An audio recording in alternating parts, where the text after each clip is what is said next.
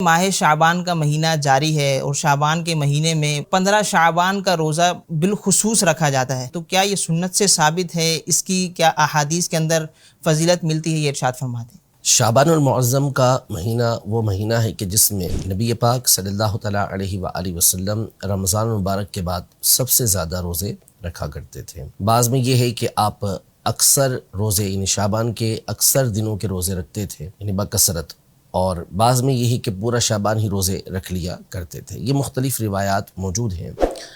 تو یوں شعبان المعظم کے مہینے کے اندر جو روزہ رکھنا ہے یہ تو احادیث صحیحہ سے ثابت ہے، نبی پاک صلی اللہ علیہ وسلم کا عمل اس میں ثابت ہے۔ اب رہا خاص 15 شعبان المعظم کا روزہ رکھنا، تو اس حوالے سے بھی ایک حدیث مبارکہ جو سنن ابن ماجہ کے اندر موجود ہے، اور اس میں باقاعدہ نبی پاک صلی اللہ تعالیٰ علیہ وآلہ وسلم نے 15 شعبان المعظم کے حوالے سے یہ ارشاد فرمایا کہ جب 15 شعبان کی رات آئے، جس کو ہم شب براءت کہتے ہیں، تو اس رات کے بارے میں فرمایا کہ قوموا لیلہا، اس کی رات کو قیام کرو، یعنی رات عبادت کرو، اور صوموا نہارہا، اور اس کے دن میں روزہ رکھو۔ تو خاص اس دن کے حوالے سے نبی پاک صلی اللہ علیہ وسلم نے روزہ رکھنے کا حکم ارشاد فرمایا۔ اگرچہ کہ سند کے اعتبار سے اس حدیث پر کلام کیا گیا ہے، ایسے ضعیف کہا گیا ہے، لیکن جس طرح اصول محدثین کی روشنی میں اس حدیث کو ضعیف قرار دیا گیا ہے، یوں ہی محدثین کے اصول کی روشنی میں یہ بات بھی بالکل واضح ہے کہ فضائل اعمال کے اندر جہاں پر کسی عمل کی فضیلت آئی ہو، ترغیب دی گئی ہو،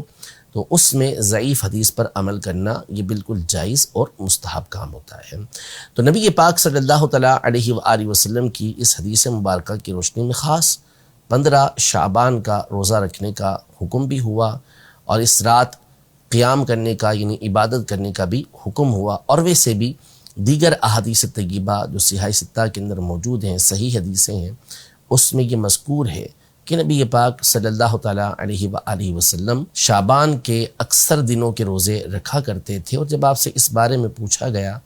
کہ آپ اس مہینے کے روزے خاص طور پہ کیوں رکھتے ہیں، تو آپ علیہ الصلوۃ والسلام نے ارشاد فرمایا کہ اس مہینے میں اعمال اللہ کی بارگاہ کے اندر پیش کیے جاتے ہیں،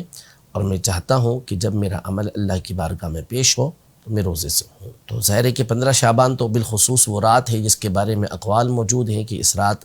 اللہ پاک کی بارگاہ میں اعمال پیش کیے جاتے ہیں، تو کیوں نہ یہ رات اللہ پاک کی عبادت میں گزاری جائے اور اس کا دن روزہ رکھتے ہوئے گزارا جائے۔